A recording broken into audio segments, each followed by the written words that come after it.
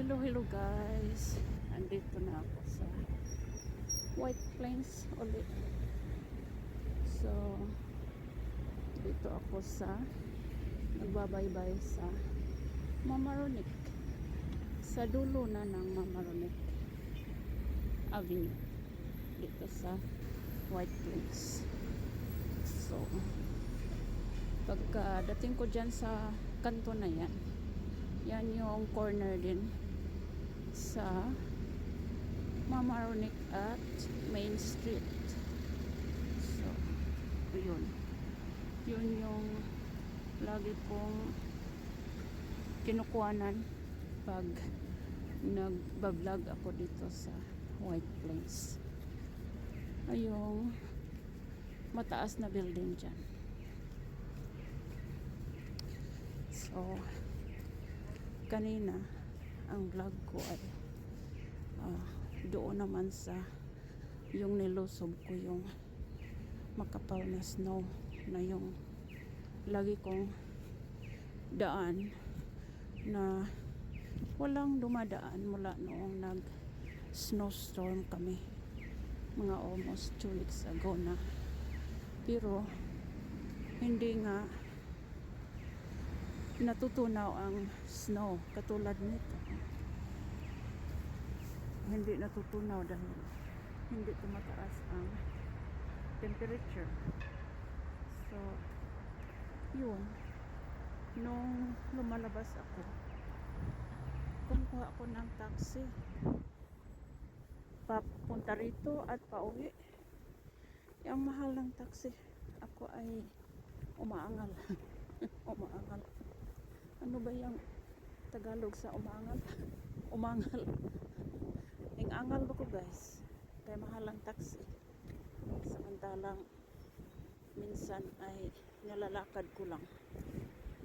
So ngayon, nilusob ko yung snow. Mga ganyan, nilusob ka ng ganyan. Hindi pa naman ako nag boots kasi iniisip ko ay mababa na kasi kahit hindi naman natutunaw, at least kanang hingkunhod na ba guys? Ano ba yan sa Tagalog? Hingkunhod ba ang kuan kabag-on. So kaya hindi na lang ako nagsuot na boots kasi ang iniisip ko ay makaya ko rin naman sigurong lusubin kahit walang boots. Kinaya ko rin naman na at nilusob ko rin naman kahit walang boots. Pero ang iniisip ko kasi baka may dumaan na at doon dapat ako aapak sa mga paa o sa inaapakan na sa yung dumaan. Wala pa pala. Ako pa ang unang nakaapak doon, kaya parang nilusob ko talagang aking unang paa ang nakaapak ko. So, kahit walang boots. Pero at least naman din kahit hindi ako nag-boots, nakaya ko rin naman. Hindi naman pumasok ang snow sa sapatos ko. Pero kung kumagal ako doon, ano kaya itong balon na ito? Minsan naku-curious ako niyan. Yung nilagay nila na helium air diyan sa loob. Tapos anyway, balik ako doon sa ko. Ito, nagme-melt ang snow na dyan. Okay. So ngayon, nilusob ko nga yung snow doon na ako pang unang umapak na hindi ako naka-boots. Pero kung mahaba-haba yung aking nilalakad na ganun, ay siguradong papasok ang snow sa loob ng sapatos. Pero hindi hindi rin naman gaanong maaga ang ano, nilalakaran ko, nilakad ko. Ano lang yung little jungle ba doon. So ngayon, ito, nandito naman ako sa aking laging pinupuntahan na City of White Plains.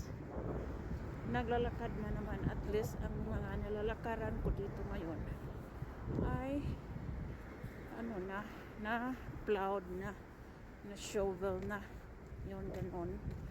So medyo hindi naman maputik-putik tingnan ang ating mga nilalakaran. Kaso ayun nga, mayroon pang mga snow dyan sa tabi-tabi. Tinatabi-tabi lang kasi wala mang yung truck na nagpipick up talaga ng snow dito, hindi katulad doon sa Canada na mayroon talaga silang truck na doon nila kinakarga yung snow para mukhang malinis din ang ang kanilang dinadaanan, ang kanilang dadaanan, aapakan. Lagi namang nagsusnow doon na makapal din. Laging napupuno din yung kalsada nila. Yun. At least dito naman, yun yung latest na snowstorm sa amin dito sa Tri-State. Yun. Sana ay wala nang mauulit para hindi naman maapektuhan ang aking mga weekly errands. Nagsisyagitan din sila, syagitan. Nagsisigawan din sila doon. So anyway, ang ibig kong sabihin na kasi kung laging magsusnow, ako din ay naaapektuhan kasi kung lumalabas ako, inagapan ko rin naman once a week lang akong lumalabas. Mag food shopping lang ba, yun lang mga kinukuha ko dito sa labas. At saka mga videos ko rin na habang nasa labas ay nangunguha din ang mga videos sa mga madadaanan ko. Yun. So maapektuhan kong mag-snow. Lagi lang ako nasa loob ng bahay. Advisable din man na kung mag-snow ay indoor ka lang talaga para hindi iwas lang din ang disgrasya.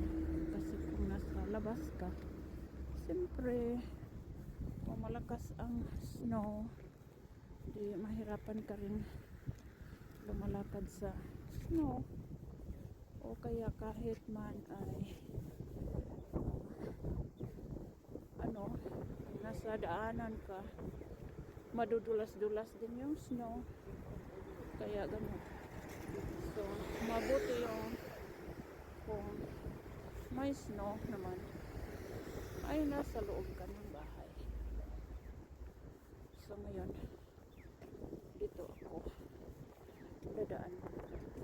Ito ang daan ko papunta sa patutunguhan ko. Doon ako pupunta sa Trans Center, guys.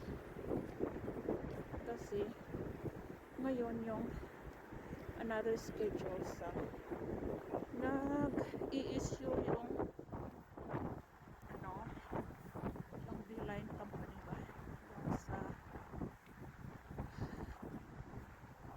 pamasahe sa bus na may discount. Kaya agapan kong makarating doon na bago sila mag-end.